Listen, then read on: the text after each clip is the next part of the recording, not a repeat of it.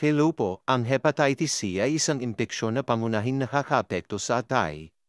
Parman buwelva po uli, ang virus ng hepatitis C o HCV, ang nagdudulot ng sakit na ito. Ang hepatitis C ay kadalasan walang mga sintomas.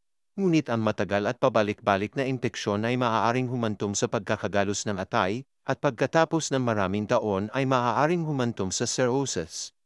Sa ilang mga kaso, ang mga taong mayroong cirrhosis ay mayroon ding hindi gumaganang atay, kanser sa atay, o lubhang namamagang mga ugat sa lalamunan at tiyan na maaaring mauwi sa kamatayan dahil sa pagdurugo.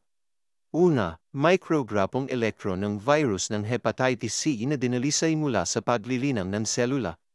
Ang antas ng sukat katumbas 50 mga nanometro. Espesyalidad, infectious diseases. Edit this on Wikidata. Sa simula nakukuha ng mga tao ang hepatitis C sa pamamagitan ng dugo sa dugong contact mula sa paggamit ng pag-iniksyon ng gamot sa ugat, hindi sterilisadong kagamitang pangmedisina, at mga pagsasalin ng dugo. Ang tinatayang 130 to 170 milyon tao sa buong mundo ay mayroong hepatitis C.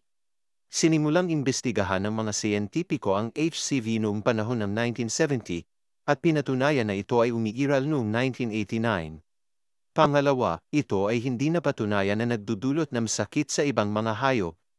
Ang PEG interferon at ribavirin ay ang karaniwang mga gamot para sa HCV.